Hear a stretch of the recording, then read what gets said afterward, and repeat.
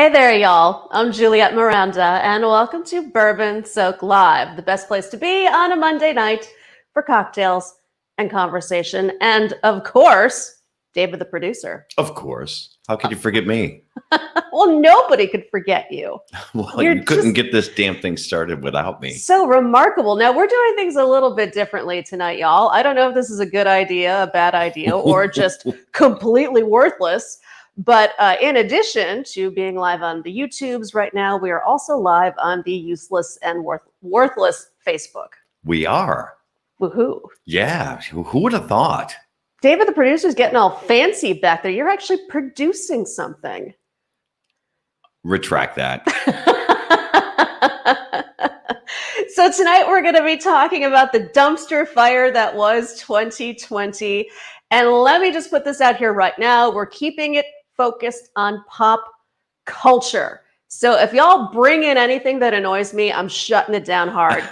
And the definition of what annoys me is very elastic and movable. So I got no real criteria for that, but we'll go with it. So what you're telling me is we're not going to cover coronavirus, riots, economic downturn, politics, none of that? None of that shit. Oh, well, I got to go then. Well, what did you want to talk about? Coronavirus, politics, downturn. All right, we're just turning this fucking thing off now, y'all. Let me say hello to the people who've been hanging out in the chat. Now, Amanda gets the gold star for being here first. Cheers to you. But we also have a great crew gathering, including Sacred Hollow. Meg, it's very nice to see you. Richie Z, one of my bourbon buddies, of course. Guardian of Chaos, probably one of the most kick-ass people I've seen on Twitter in a long time. Rex Gunn, Davey D. Y'all, I'm so glad you're here. If you're lurking, just join the chat. They're nice people. I'm not, but you know, we all managed to get along. That's for sure. Now, before we can do the conversation part of Bourbon Soak Live, we need to talk about the bourbon. Well, hold on before you do that. I want to call out here that Rex Gunn says, dressed in black for the end of the world fire. I dig it. It seemed appropriate. I mean, we're kind of in a mourning period right now, but it's about to be the dawn of the age of Aquarius. So, you know, on to bigger and better things. And Davey D says, digging the black knee socks. Why? There you go. Thank you. Yes, I'm kind of in love with these knee socks. They're fluffy and light and comfy. And cozy too, because oddly it's chilly here today. A defined chilly. Well, chilly-ish. You know, it's like 50 degrees. It's 50 degrees. That's not that chilly. It really isn't. It's awesome. But it does give me an excuse to wear fancy long socks. There you go. So now, are you ready to talk bourbon? Totally ready to talk bourbon because Good. This one is a kick-ass end-of-the-year bourbon, which, by the way, thank you for going out and into the wild to go find this today. I know. I went on a little bit of a quest today, and I hit up our very favorite liquor store here in the French Quarter. It's called Vieux Carré. They have a tremendously curated bourbon selection. It's excellent, and they tend to get in some of the more specialty releases. So I was really excited when I found this because today I'm drinking Cream of Kentucky 13-year batch number 5 bourbon. It's a fucking mouthful. Yes, it is, but it is pretty badass. You know, it really is. So we've been doing the Cream of Kentucky releases for the past 2 years. They had an 11-year and they had a 12-year, and they're getting progressively better and better every year. Now, this is done by, what's his name? J.W. Rutledge, who used to be the master distiller for Four Roses.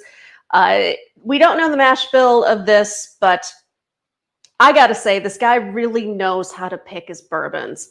The aging process in this just really brings out this tremendous creamy flavor. I mean, calling it Cream of Kentucky, it's a little redundant saying that it's creamy, but it is.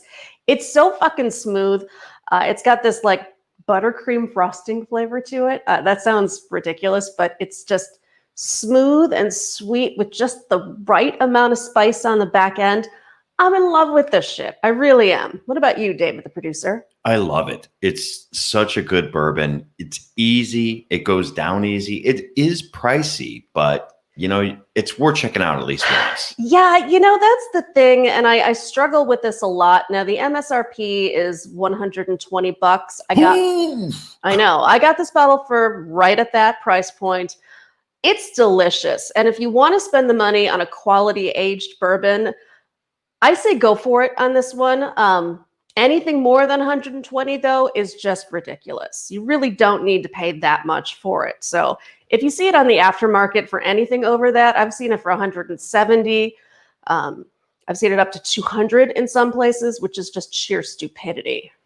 That is ridiculous. The aftermarket price on this stuff can be a little daunting, and definitely don't pay that. If you can get it for between 115 to 130, it's worth it. If you see it for like 200, don't even bother. Run away. Just run away screaming. Away. Really do that. And Richie Z, yes, this is the third Cream of Kentucky release. And personally, I'd say it's my favorite. I really enjoyed the 11 and 12-year ones, but this one just has so much more going on in it. Those other two were very one note, very one-dimensional. This has more of a spice to it that those did not have, and I'm really digging it. And by the way, the shape is here. He says, like in the black. I Howdy, see Miranda, that. and David, the producer. And Container Man series says, hello, hello, hello. And Leb D says, I like Jim Beam Black still. Always a solid choice. Nothing wrong with that. Absolutely. And I see the shape is asking, how does bourbon get creamy? Is it thicker? That's a really interesting question. A lot of bourbon people talk about the viscosity of their bourbon and whether or not it has legs. You can kind of tell when you swirl it around in your glass, it gets a little bit of like a trail to it. When I say creamy in regards to this, it's more of a flavor than it is a texture. However, some bourbons just have more of an age on them, which makes them feel a little bit thicker, whereas younger bourbons or bourbons that have been watered down just have a really thin, watery sort of texture to them. Well, I will say the shape that when I drink this bourbon and it comes out of me, yes, then it can be a little creamier. Are we talking about you peeing? No, who said pee? No one said pee. We're not going in that direction this fucking early in the show. Okay, Sorry. y'all. All right. The show falls off the rails so often. If we could just maybe ease into that a little bit this time. Rock Truck Rob says, been a while. Hello, Juliette and David. Hey, what's going on, Rock Truck? Thanks for joining us. And Sacred Hollow, otherwise known as Meg, says, ew, David. Yeah, precisely. Ew. Now, let's talk about a little thing called #BourbonSoakedLive. Sure, you ready for that? I'm fucking ready. Bring it on. All right. Come on.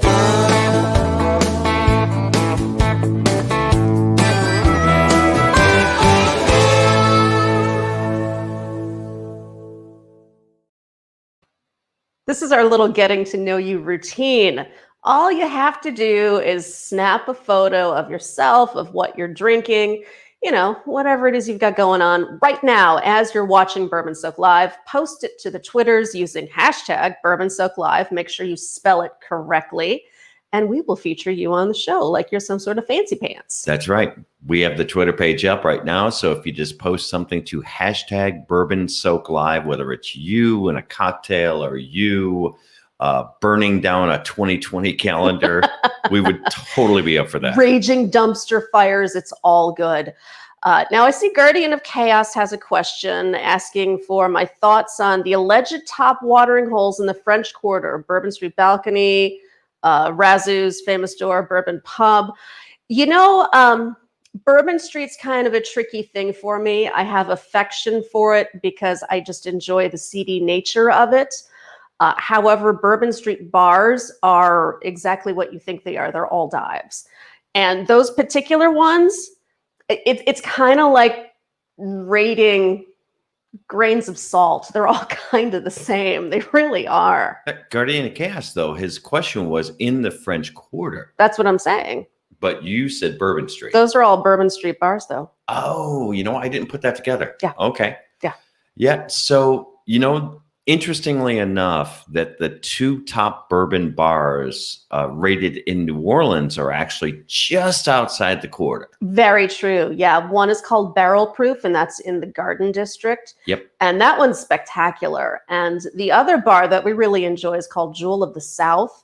And that one's still in the quarter, but it's a little bit off the beaten path. It's more towards Rampart, which is a bordering street for the French Quarter. They have an amazing selection of bourbon and a really knowledgeable bartender, too, who's been ranked as one of the best bartenders in the world. So very cool guy. Yeah. Anthony Redway of Life is here. Hey, what's up? What's happening, Anthony? Give our love to Donna. And Leb D is here. I'm giving my liver a break today. Why? Why? And Container Man thinks we're picking on him, but I promise you we're not. We get tons of misspellings of Bourbon Soak Live. If I'm tagged in it and I see that it's misspelled, I will completely call it out because that always makes me laugh. But a lot of people do it. You're not alone, sir. A lot of people misspell bourbon. I don't know why. I know it. Well, unless you're like typing on your phone and you fat finger it. But. I've been there.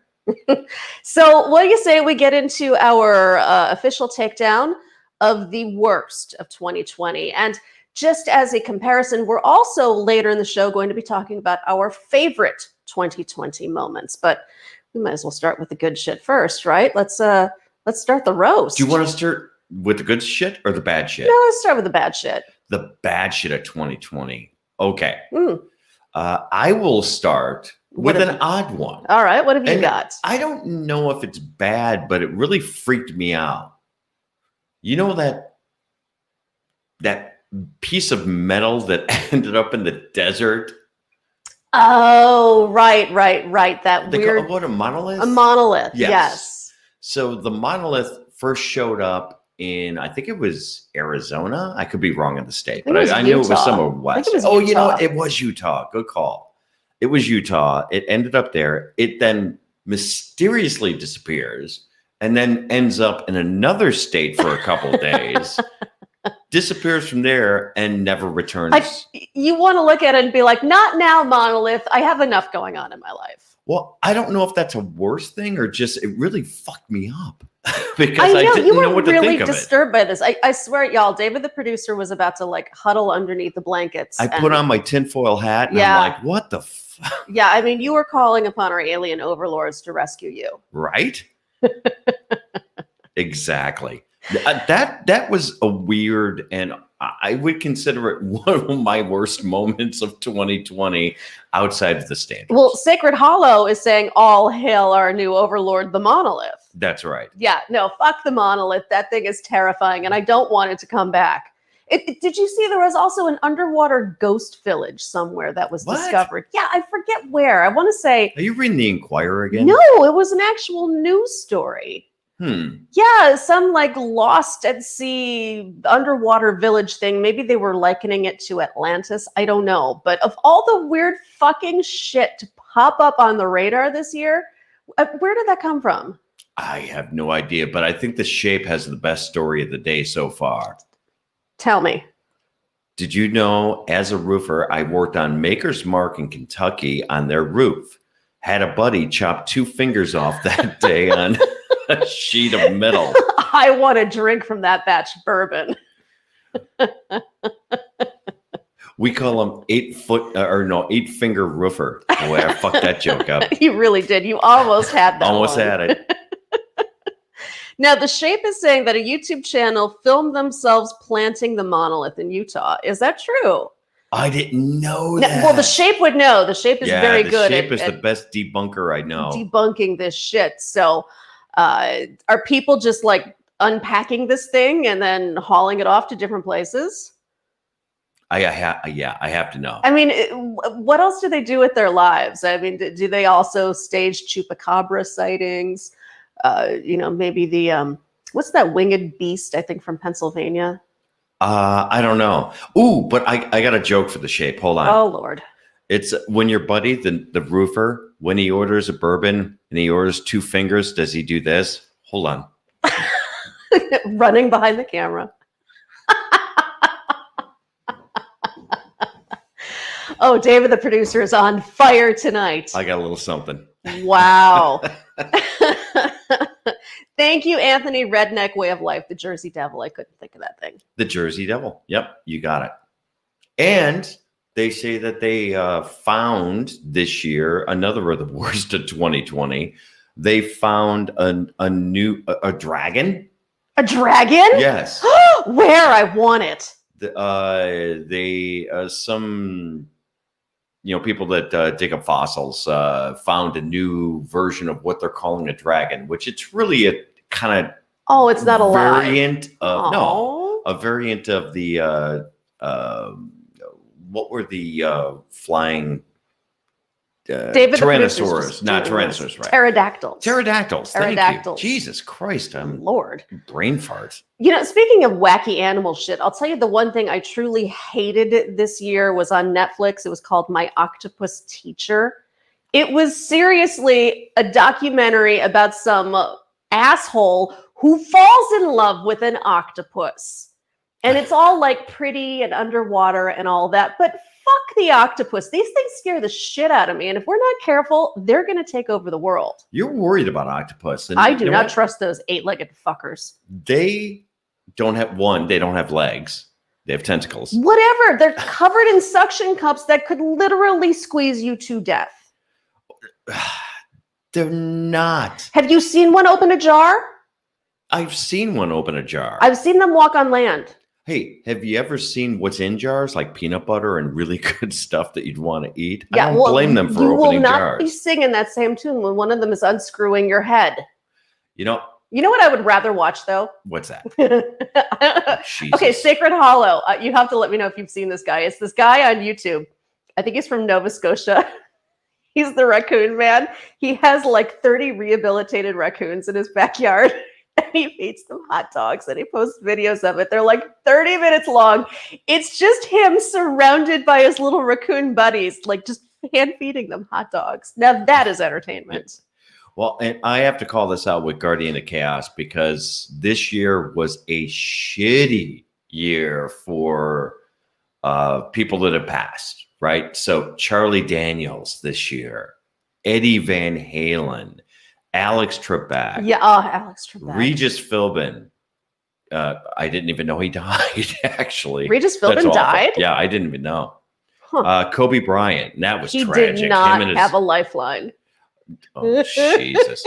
Kobe Bryant and his daughter. That was tragic. Yes, Brody Lee absolutely. just the other day. Shad Gaspard. I don't know who that is. Charlie Pride, of course. Bill Withers. Bill Withers. Tiny Lister. Man, there's been a lot of people that we lost this year. That is a shame. Brutal. That is a shame. Brutal. I know. Charlie Daniels was a rough one. I mean, because, you hear about celebrity deaths all the time, but you don't really know the person. But I knew Charlie Daniels. I had a chance to get to know him, and I've talked to him, and he was just such a cool storyteller. My God, and that guy was so great. And he hit on you, which I was pretty impressed on. He didn't hit on me. He was just being cute. Okay, you go with cute. I'll go with he hit on you. He did not hit on me. He was in a light way. He was being very nice and just familiar. It wasn't weird or distasteful. No, it wasn't weird at all. Way. No, he was super kind. He was sweet. And I see that Sacred Hollow is very enthusiastic about the raccoon guy from Nova Scotia. Yes. I can't remember his name, but he has 30 raccoons and he's just a delight. And our buddy Not a Great Gamer says the way forward is robotic fish. Yeah. Okay. 1, hi gamer. 2, what the fuck is a robotic fish? And why do we need them? We need them because they're the only thing that'll save the ocean at this point. No, we don't need any more robots. I'm like Bill Burr on this. I don't like robots. I don't trust them. All right. Well, you're alone. Particularly she stands alone. Those robotic sex dolls. Those things will find you in the middle of the night and they will eat you. Oh, I want a robotic sex doll. We're not getting one. Well, they have to get better first. How much better do you need them to be? I need them to also detail my car. And once they can do that, I will pick one up in a heartbeat. And this is a turn on for you. Part of it. Sure. Speaking of turn-ons, and this is completely random, Dave, the producer, and I, and this is probably too much information. We were laying in bed the other morning, and our sex talk involved rating our favorite noodle shapes. It was after Okay, sex. I'm sorry. I'm sorry. It was after sex. It was post. We didn't do it coital. during. It was post-coital talk, and it was so much fun. Do you know how much you're creeping out Sacred Hollow right now? She'll get over it. I'm sorry. Noodle shapes delight me, and this is thoroughly engaging conversation. But back to the topic at hand, talking about the shit of 2020, and I want to talk about the movie that just came out on Netflix called Death to 2020. Did anyone else see Death to 2020? We just watched it when it came out. What was it, day before yesterday or yesterday? Yesterday, maybe something like that. And let me just say, what a flaming pile of shit that is. It is the worst mockumentary I think that I've ever seen, because it started off with a great concept and by people that do Black Mirror, which I thought was an amazing show. I was so intrigued by this. Yes. But they turned out the most heavy-handed hack job ever. You know, there were 18 writers involved in that production. 17 of them could have gone home early. I think they all were missing fingers because clearly they couldn't type out jokes. They were working on a Maker's Mark rooftop, obviously. I see a couple we got a whole bunch of people pop joined us. I see Flash in your pan. Cheers to you. Bashful of the Round Table, Mama Redneck. Y'all, it's great to see you right now. We're talking about 2020 and the dumpster fire that it was, and we're calling out our least favorite pop culture moments. Personally speaking, I think the documentary Death to 2020 is just, it's apropos that it sucked so badly considering the topic choices. It was stupid. It was hacky. It went for the easy jokes, and just the writing was crap. You saying that there were 18 writers, which I had no idea that was the case. Yeah. Now knowing there were 18 writers, that thing was a piece of shit. And I think that kind of discredits the theory that if you gave 1,000 monkeys typewriters and eventually like a year or something, one of them would write Shakespeare. Bullshit. No, you can't have 18 writers on anything without just getting a load of shit. There you go. So I see Guardian of Chaos is talking about or asking about the Mount Rushmore of bands. Actually, before we answer your question, I want to talk about what I feel is the absolute single worst fucking album, not only to come out in 2020, but I think maybe in the history of ever. Oh, that's a bold statement. It is. I don't even know what that could be. What's your worst album of 2020? It makes me incredibly sad to say this, but Bon Jovi 2020. Oh, that thing was a turd. That thing was bad. I have so many issues with this horrible album. I don't even know where to start. Okay, no, I do. The album cover. John Bon Jovi all, meh, I'm thoughtful and sad because everything hurts my feelings. You know what hurts my feelings? Not seeing the rest of the band on the album cover. Or that he has like teeth made of tombstones. They look like chiclets, those fake teeth that he had put in. Well, he didn't show them on the album cover because he's too weepy. Oh, awful. Awful. You know, it's just the music on it is just bad. And I'm not saying that Bon Jovi has to relive their glory days in the 80s. I'm saying you need to write a good fucking song. I don't care what the subject matter is. Just write a good song. This is all trash. Yeah, it was pretty bad. Hey, Dave Larson's here. Hi, Dave Larson. Nice to see you. He's been checking out your podcast that you put up on your YouTube channel, which we just started doing not all that long ago, but there's like 250 of them out there now. And people have been saying, hey, stop spamming us with all your damn podcasts. We actually lost about 50 or 75 subscribers just by posting them. Yes, I was so happy with that. That made me happy. Hey, speaking of, like this fucking video and subscribe to my channel. Cha-ching. Yeah. But tonight we're talking about 2020, the year of the dumpster fire. This year is stupid. So stupid. And you know what else is stupid this year? What? Advertising. Why advertising? Because everything... Oh, I know why. Go ahead. Well, I have so many reasons why, but I just saw an AT&T commercial that enraged me. It was an AT&T store. It had a woman and a customer like chatting within the store, and they had to add a disclaimer to the commercial that said, this commercial was filmed under safety protocols. Masks required in store. Really? They had to spell that out in a fucking commercial. Like, I give a shit. We all know commercials are fake. Right? Oh my God. Ugh. That is stupid. Ugh. Okay. I'm changing my cell service away from AT&T just for that stupid commercial now. You know, that's enough to really make me do that. I see that Mad Kiwi is here and in the house. Cheers to you. It's awesome to have you with us. Yes. I think that the commercials that the reason why I have a problem with the commercials this year is that how do I say this delicately? Oh Lord, we're gonna get the smackdown tonight, y'all. I can feel it. Yeah. Well, I don't even know how to say this. Use your words. I know I'm gonna use my words, but the problem is I'm gonna end up using my words, and your channel's going down. Commercials aren't the way they used to be. They don't represent families the way that they used to be represented. I'm cutting you off right now. Don't even continue that thought. I'm just Shut saying. down. Just saying. Shut down.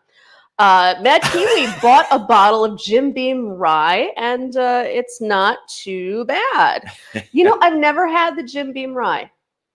I've heard about it. I know the Jim Beam family releases some ryes. I believe Basil Hayden is part of the Jim Beam family. I don't know if they are or not. But I could be wrong. Either way, cheers. Happy drinking.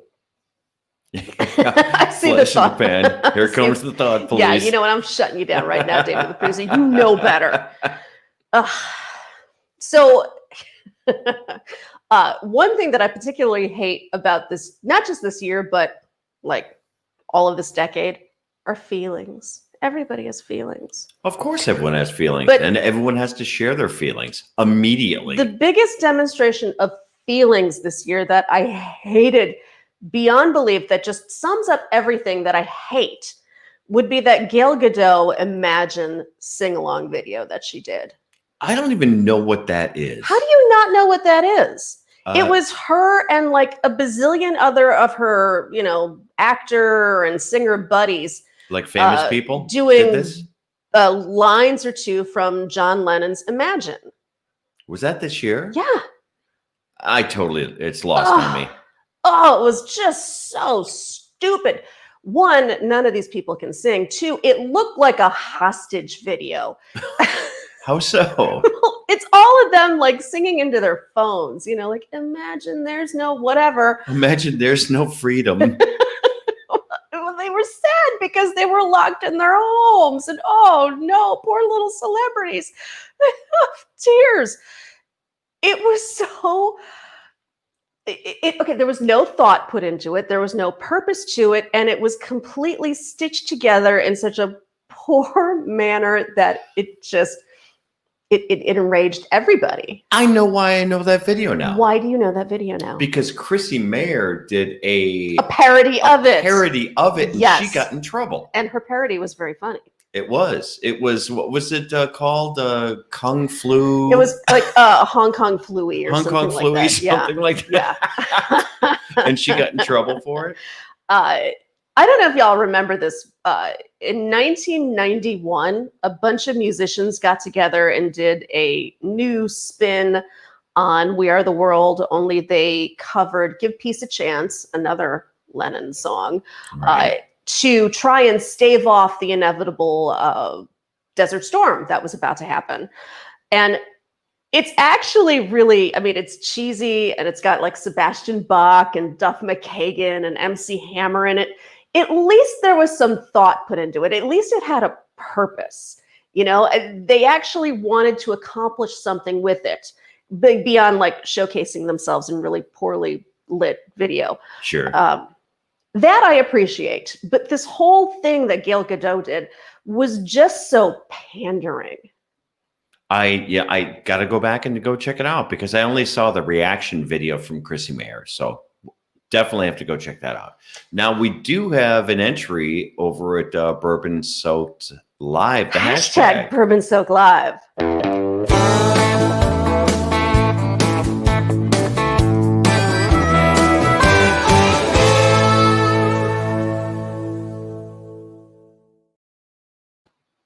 All right, David, the producer, what are we looking at on the Twitters right now? We have Guardians of Chaos. Oh, you are such a badass, sir. What have you posted for us? He has, let's see, let me open this up a little bit bigger. Oh, was he a singer?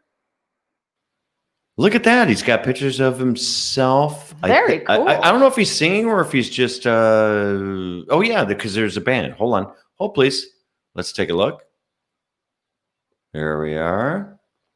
Oh, yeah. Oh, yeah. He's singing. Oh, very cool. Look at that. Tell your bass player his bass is up way too high to his chest. I know. You're not supposed to play your nipples. You play the bass. That's right. Yes. Look at him. Yeah, he's singing. Wow, dude, you're a badass. You are so cool. Like, seriously, y'all, go to Twitter and check out Guardian of Chaos's page. He does these amazing videos. He's so entertaining and just fun to watch. Just a very cool person. You know what I love about him? I love how he two-tones his little beard there. Oh, I know. It's very cool. That is badass right there. So speaking of social media, something that I've seen trending this year, particularly here on the shitty YouTubes. I don't know if you've seen these, David, the producer. What's that? Chug videos. Explain chug videos. I'm not sure if I know what they are. Oh, it's a video of some fool chugging something, whether it's motor oil. What? No, I'm kidding about the motor oil. It's something like, jars of salsa or an entire bottle of bourbon, orange juice, mayonnaise. It's the stupidest thing. Quite honestly, I hope y'all explode if you're doing this, because why? Is chug videos a new thing, or it's been going on for a while? It's become right? a thing over the past year, and it's popping up more and more. And these people it's like them taking those like gigantic like water jugs, right, and just drinking the whole thing in one sip, or not sip, but in one setting. No pause. All right. I've never heard of these. I saw the mayonnaise chug one by that one girl. She was doing a world record for chugging the most mayonnaise. Of all of the things you want a world record for, yeah, mayonnaise in your face hole should not be one of them. She had, and I don't want to misrepresent how many jars of mayonnaise, but there were dozens she chugged. And this girl was a small girl. She wasn't like, some big gal that you would think that would chug mayonnaise. I'll bet she can swallow a lot. Oh, you know what? A girl that can swallow that much mayonnaise, she's got an open invite to come on this show anytime. You know what she's missing, David, the producer? Hopefully some teeth. A mayonnaise cannon. Oh, Jesus. You're welcome. In case y'all aren't familiar with the concept of a mayonnaise cannon, it's a t-shirt that David, the producer, is not allowed to wear, because the one time he did, we got kicked out of our restaurant. And a mall. You forgot. That's right. Also, Mama Redneck is very tickled by my mayo in your face hole. Hashtag. Yeah. Now, we talked about the shitty, and of course, 2020 has been a shitty year for a lot of people. This has been as far as I can remember, and I mean, we haven't lived through like world wars and things like that. We've had, obviously Desert Storm and some pretty shitty wars, but we haven't lived through like devastating times like the Depression and things like that. This year seems like one of those weird kind of years that you're going to talk about when you're like 80. Yeah, this is one for the history books, I think. No doubt. There's a lot of shit that's happened. So we talked about all the bad things that have happened this year. We have indeed. What about the good shit? Good shit. I want to hear from I want to hear from the chat some of the really cool things that have happened, or that you've seen happen, or even if it's a personal thing that have happened to you in 2020. Yeah, I mean, I can say for us, moving to New Orleans has been the greatest experience ever. and it was terrifying to do at the start of this whole craziness, but it's been tremendous in, the people that we've met, the experiences we've had, and just getting to know an entire new culture and place. It's incredible. That's been very cool. Now, on the other side of this, and I'm going back to the things that kind of suck about it, we did not know what hurricanes were like when we moved here. Well, and that's one for the apocalypse bingo card, because we had the most hurricanes in a single season that's ever been recorded, I think, in decades. History. Yeah, no, in history. In history. In history. And by the way, Anthony Red Way of Life, unfortunately, was, right in the path of the big one in Lake Charles. That Lake Charles hurricane was just he says, devastating. Hashtag 2020, bite me in my shorts. Yeah, exactly. I get it.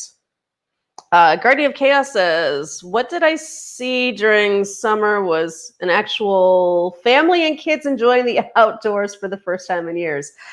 We've actually encountered a little bit of ire from certain family members because of all the time we're spending outside. Yeah, we have. I'm not going to go into that. No, we won't. But, it's kind of at this point, it's a you do you scenario. Now I see Flash in Your Pan is saying, going on a prospecting trip to the California Motherlode and having a channel meet and greet. Ooh, found cool. enough gold to pay for at least half my trip.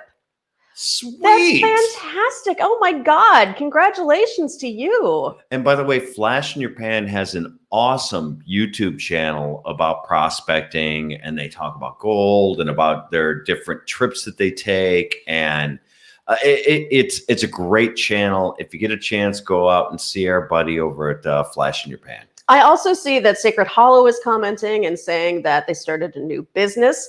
Oh my gosh, y'all. So I've talked a little bit about my mom being a witch and all of that. Now, Sacred Hollow has a really cool service. It's a box service for witches. It's Wiccan. For Wiccan supplies, Yep. Occult practices. They do amazing stuff. So you've got to check out their website. Very cool. It even goes beyond that. So it does things like palmistry and different scents. And it's just very cool. So very proud of Sacred Hollow. Started a business, just doing that in a year that is full of so much uncertainty to start a business. I mean, that takes a lot of guts. So absolutely. Cheers to you.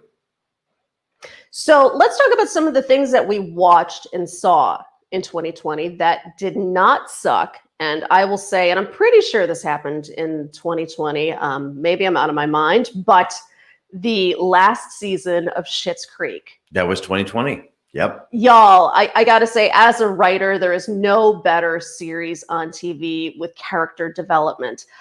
Just the smoothest evolution of characters I have ever witnessed, and so true to who they are too. Like, they didn't do anything that was unnatural. It was just so brilliantly written, so smart, and just fucking funny. Yeah, it was a great show. It was unexpected, but I've always loved Eugene Levy and Daniel Levy. I love Daniel Levy. Well, yeah, Eugene Levy, Daniel Levy, his son, and then Catherine O'Hara. Catherine O'Hara. Holy balls. Whenever she says baby, yeah, I lose my shit. She is just it's an amazing show. And the daughter, who I don't know her name, is also pretty amazing. And then, of course, you have Chris Elliott, who I know. He was completely off my radar, and then he popped up in this as such a you want to hate him, but you love him kind of character.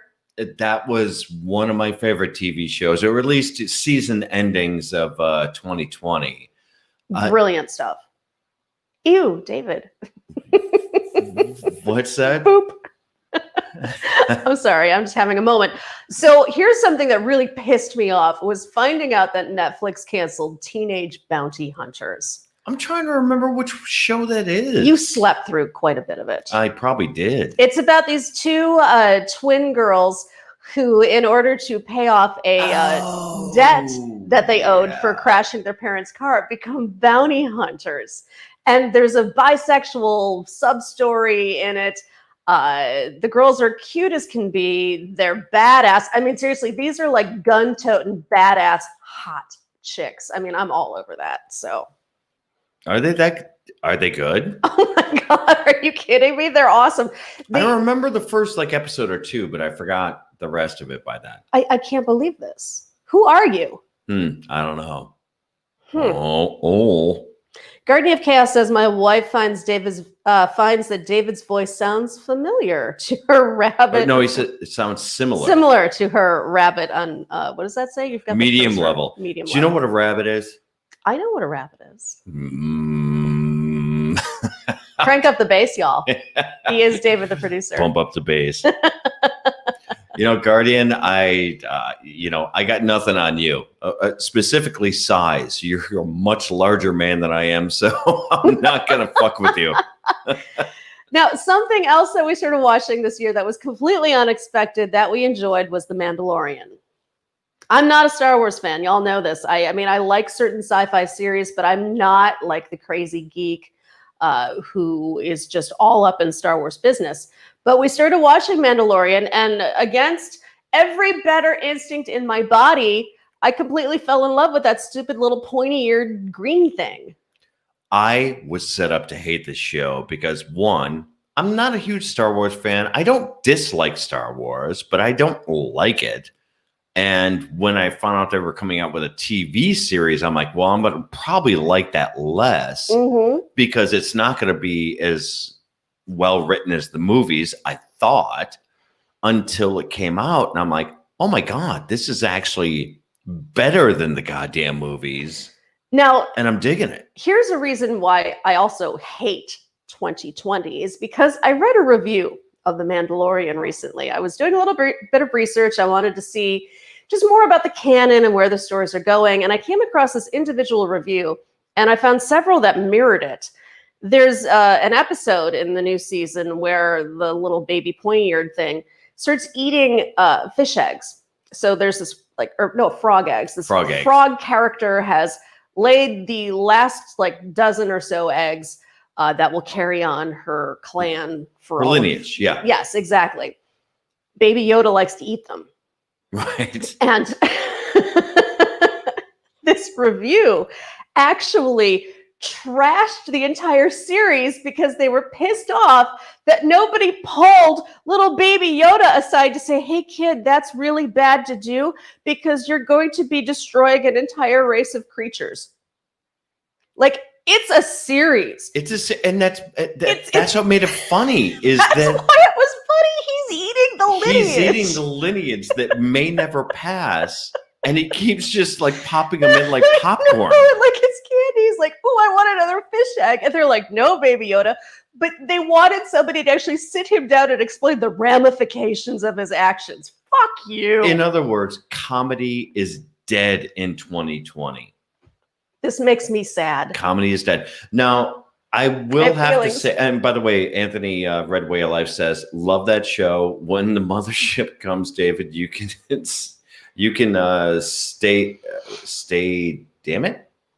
I don't know where you're going with that, but that's fine. But anyway, speaking of comedy in 2020, yes, there has been a whole loss of comedy or comedians. And comedians actually eating each other online by calling another comedian out for telling a specific kind of a joke. And by the way, jokes are jokes.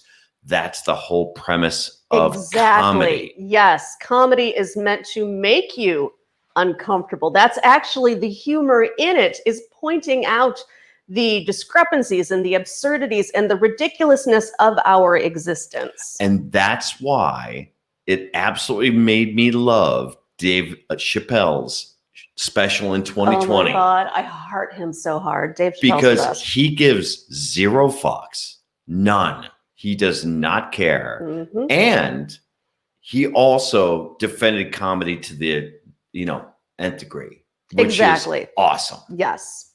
And I love that.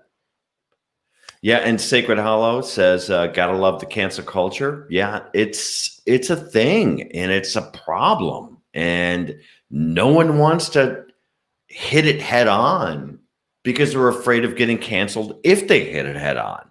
But Dave Chappelle, he's made all his money. He's like, I don't give a shit. Try to cancel me. Cancel me. Don't cancel me. And I don't care. that's the thing that's so unfortunate is that some stupid little YouTube show, like, oh, I don't know, this one, I have to watch what I say because I could be canceled and then I'll be lost forever. I don't have the luxury that he has. I don't have that same ability to really not give a fuck. I mean, I don't give a fuck, but I give a fuck, if that makes sense. Absolutely. Guardian of Chaos says Monday Night Football, Monday Night Raw, Below Deck, Wizard of Oz, Elf, or Pornhub, but I belong at Bourbon Soak Live. That's right. Oh, everyone has choices, and thanks for choosing us. Well, I would have chose Wizard of Oz over us. I got to be honest. No, you're scared of the monkeys in Wizard of Oz. Well, I might have chosen Pornhub though. Yeah, you would have gone for Pornhub. Speaking of, did you know that sex toy sales in 2020 increased by like 80%? What? Sex toys 80% in 2020? I don't remember where I found that figure. I'm probably pulling it out of my ass like I did the sex toys, but yes, sex toy sales are up because everybody's staying home and they're trying to entertain themselves. Wow. Yeah. Sex toys up 80%.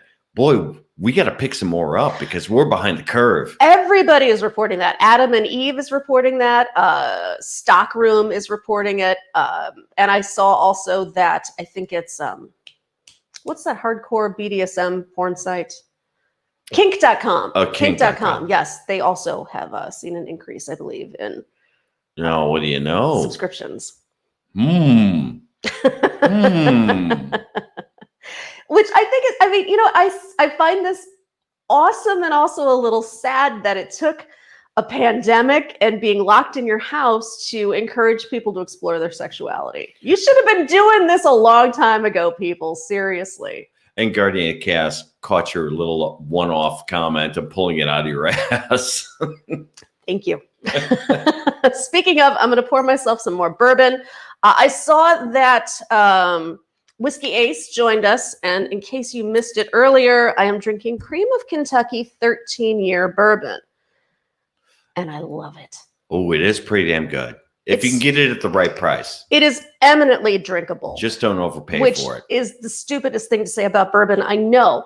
However, it's so smooth, and it's just got this really easy flavor. There's nothing obnoxious about this. There's nothing out of balance. It just has this great creamy flavor and just the perfect amount of spice at the end. I'm seriously going to hump this bottle.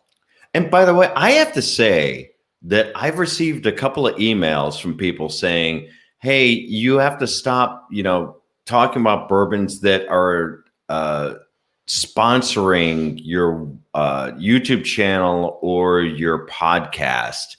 And the reality is they're not. We're just talking about them because we dig them. Yeah, let me be very clear. When I talk about a bourbon, it is not because anybody has given you money. Given me money to do so. No, these are not sponsored. They are not sponsored at one all. bit. I drink the bourbon that I like. I buy the bourbon that I like. I am always happy to pay for good bourbon. That's right. And if it's, overpriced, if it isn't good, I will tell you that. Yep. Of course it doesn't. Med Kiwi says butt plug. I just want to say that. I don't know why. Do you remember, was it the Who's Right guys? They were actually talking about doing a butt plug for their show. Well, yes, because there's a long history in that, and it would probably be, lost upon all the people here that are listening. Yes, that's right. That's right. But wouldn't that be a fun little giveaway? A butt plug? Yeah. If we have it branded? Wouldn't that be weird and creepy? A butt plug? Yeah, a Bourbon Soak Live butt plug? Yes, that would be creepy. Moving right along. Thanks for asking. Things that did not suck in 2020. Let's talk a little bit about music from 2020. This was a surprisingly good year for rock and roll. Oddly, a good year for rock, because rock hasn't had a good year in a long time. And I feel like this actually inspired more creativity in a lot of musicians. who also found new ways to share their music with people. And I'm thinking specifically of Fee Waybill right now. And again, let's just put it out there. I'm not just saying this because we had him on the show, but because his album is fucking incredible. You know, I was a huge fan of the band The Tubes in the 80s, and Fee Waybill is the lead singer of that band. And I actually had to talk you into having him on the show because I thought, one, he's promoting his new album, and two, I really just loved that band. And then I heard his new album. And then we both listened to the new album, and we were blown away on what a great rock album Fee Waybill put out this year. We're like, holy shit, there's nothing like this out there. I've never heard such well-crafted modern rock songs. There's nothing dated about this. And I think that's my problem with a lot of music now is that from older musicians or from more established musicians is that they're trying too hard to recapture where they were. So it sounds dated, even if it is new music, but his music just sounds modern and rock and cool. Well, you can go to my YouTube channel and see the live interview that Juliette and I did with Fee Waybill. But more importantly than seeing that, don't, go out and do that. Go out and listen to his album on Spotify or wherever you listen to music, and listen to Fee Waybill's last album. And it's called Fee Waybill Rides Again. Fee Waybill Rides Again. Go out and check it out. I was shocked on how damn good it was. So good. And I think some other music that I've heard this year that I really enjoyed, and this is going to be kind of crazy, but the new AC/DC. Power Up. It's really good. That album, Power Up. One, no one thought it was going to happen because Brian Johnson wasn't supposed to get back into the band because of his, hearing issue. I know. It was not supposed to ever happen. And they were all on their own. They brought in Axl. He finished a tour. It was a whole shit show. And everyone thought AC/DC was done. I know. We didn't think we were going to get anything new out of them, but nope. It's cool. I mean, and it's if you like it's classic AC/DC. Yes, right? Exactly. If you like that stuff, you'll like this. Is it anything groundbreaking? No. Not at all. No. Not at all. But it's also like the new Ozzy Osbourne. I mean, it just sounds like Ozzy. Is it, like you said, groundbreaking? Fuck no. But it's cool that he did it so well. Right? Absolutely. I see Mad Kiwi says that Axl Rose was shit. Yes. Didn't he fill in for a little while for Well, he did the tour. He did the tour, yeah. Because there was a tour Brian Johnson had to bag out. Fucking Axl Rose, man. I'm not a fan of his. Guns N' Roses was so close to being great. And I don't know what the fuck happened to these guys, but they just disintegrated. And Axl Rose turned into this weird caricature of himself. He lost his talent. He lost his voice. He's just a problem. Insufferable. Yeah. Oh, Guardian of Chaos asks, did you guys ever consider doing a second night of your show? That would be my selfish asking. He says Saturday night show. I'm too busy drinking. Well, I will tell you, Guardian of Chaos, that actually this coming Saturday, we're actually Cha-ching. You set us up in a weird way.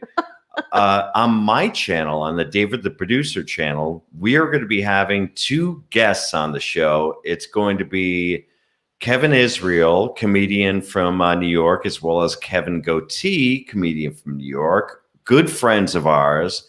They're doing a live show with Compound Media coming up here very shortly. We're going to have them on Saturday. It's not going to be Saturday night, unfortunately. No, it's Saturday, like 11 a.m. Early, 11 a.m. Central Time. But if you want to check that out, it's going to be out there on my channel. It's on the David the Producer YouTube channel, which I often refer to as the speakeasy of YouTube. Which means no one knows about it. Which means no one knows about it. Except the cool kids. Or the kids who have nothing better to do on Saturday. Right. Yes, what a segue. That was well done, David, the producer. I didn't even think of that one. Well, he set me up. I'm sorry. He really did. Well, one last thing that I do want to talk about before we head out of here. What would that be? The best of 2020.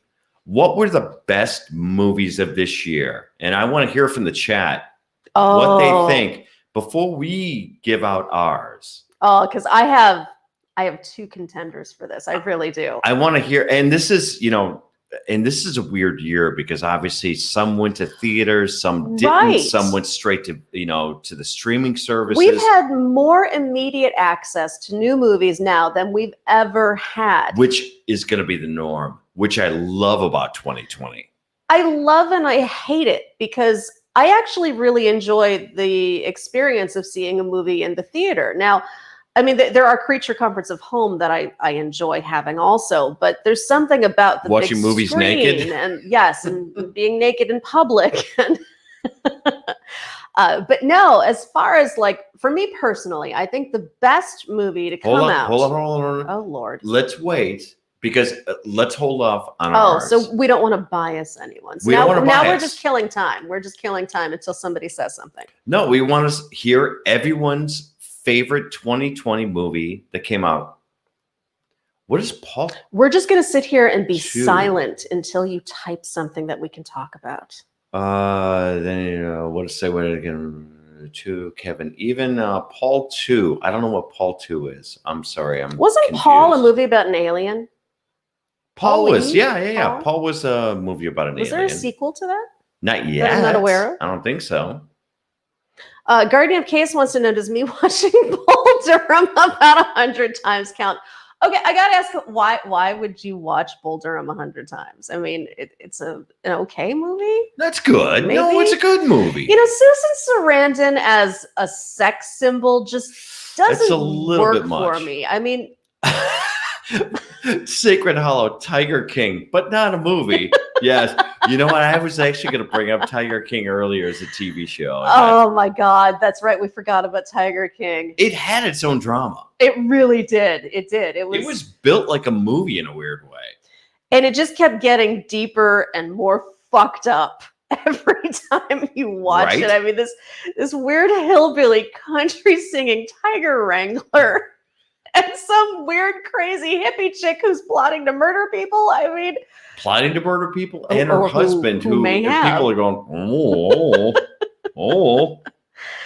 So I'm not seeing any. Damn it, Carol Baskins. Right? Isn't she doing cameo appearances? You can get her on Cameo right now. Fucking money grab. Yes. And that's not going to the Tigers. No, it's not. No one's getting extra meat for her cameos. Might as well turn them into a coat. All right. So what were your favorite movies? All right. So my personal, hands down, favorite kick-ass movie of 2020 is Love and Monsters. Really? Love and Monsters. God, are 2020 your favorite? Yes. And here's why. It is such a fun movie to watch. It's heartfelt. It has the greatest dog I have ever seen in cinema, ever. It's got really cool, crazy, scary-ass monsters and an incredible story where there's a coming-of-age plot. There's this incredible tension, but there's also hope. I mean, the movie has everything. It's apocalyptic, but beautiful. I thought it was kind of fun. It wasn't just fun. It was meh. Huge, perfect movie. I mean, I'm a creature feature fan to begin with, but when you tie it into a storyline that just has a heart, great acting, I mean, all of it. I will just hump this movie till the day I die. You would. Okay, I want to hear from the chat. Your favorite movies of 2020. Well, what about you, David, the producer? What is your favorite movie of 2020? I have to remember the shit that came out this year, but you know what? I know one of the things that I loved that you hated, and I didn't even see the whole thing. Yes. And by the way, I've heard Wonder Woman 1984 sucks balls. Yeah, I have no interest in Wonder Woman. Not good. Go on. I was digging Fat Man until I fell asleep. Okay. Yeah, I fell asleep during that too. I want to go back to that because I've heard good things. It's a anti Santa Claus movie. Oh, that's right. That's right. Yeah, you know what? It was kind of obnoxious. I feel like 2020 was the year of the obnoxious, tedious movie. Horror movies took this incredible, like, drawn out, cerebral edge to them that made me want to stab myself in the face. I don't know why everything has to be so heavy-handed right now. And I'll tell you, the one movie I just watched that I'm so disappointed in is Soul, the Pixar movie. Really? Really disappointed in Soul. It was a cheap knockoff of Inside Out, which is such a smart movie that didn't get the recognition it deserved. Soul it's lame. It's a stupid story, and they put way too much emphasis on Tina Fey's character and not enough on the musician. They had such an opportunity in here to really tell a cool story, and they fucked it up. It was rushed to film. It was clearly rushed. I will tell you that one of my favorites, I don't think it's the favorite. I'd have to go back and see what we saw this whole year, but I will say one of my favorites is King of Staten Island.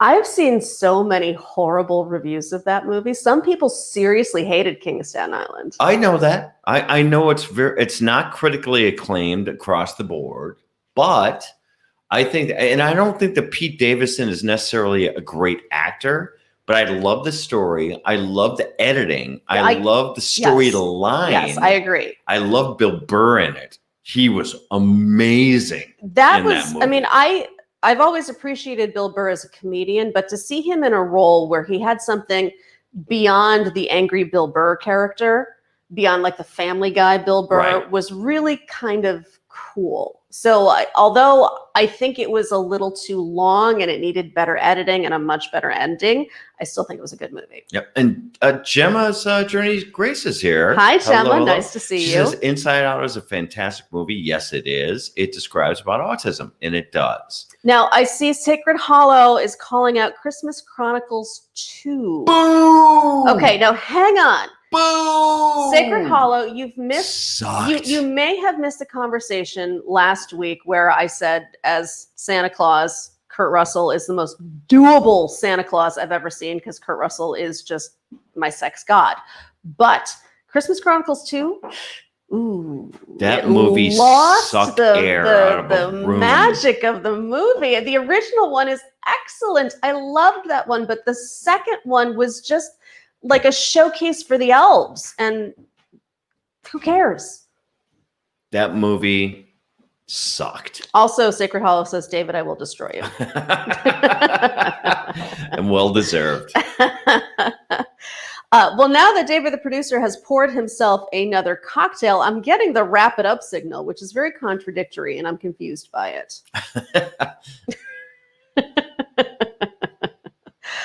But I will do as he says, because we have things to do, and I'm sure y'all have far better things to do than listen to me ramble.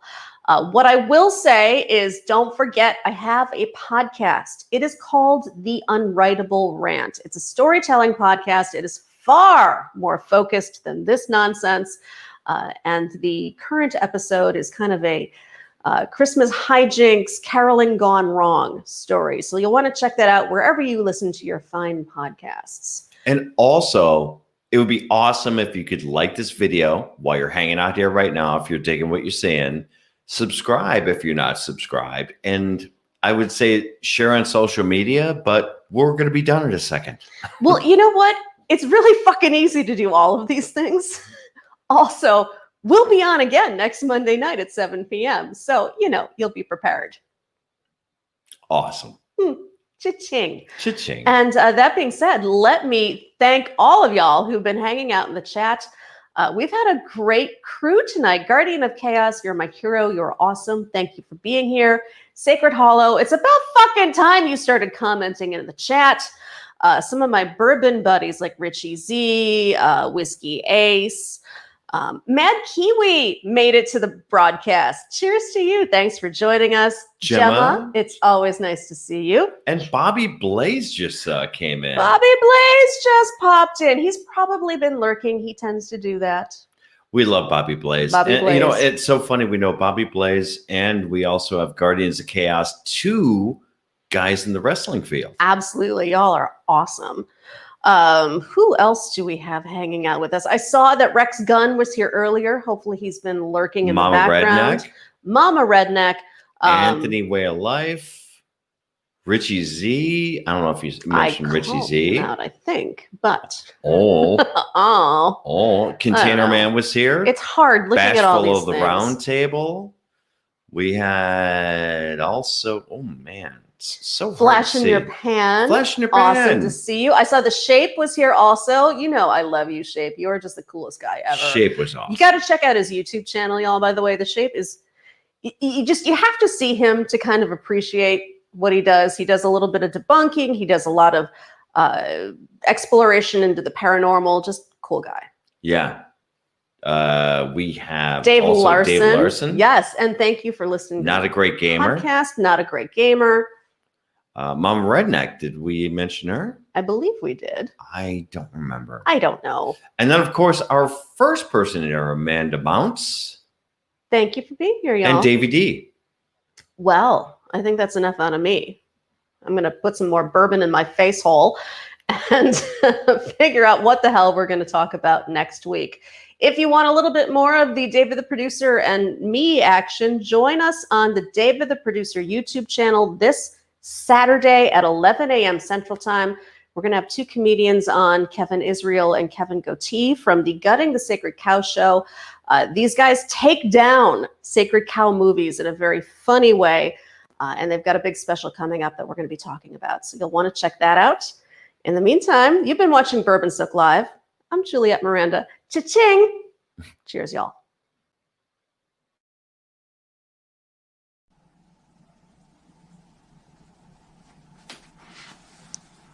You're still here?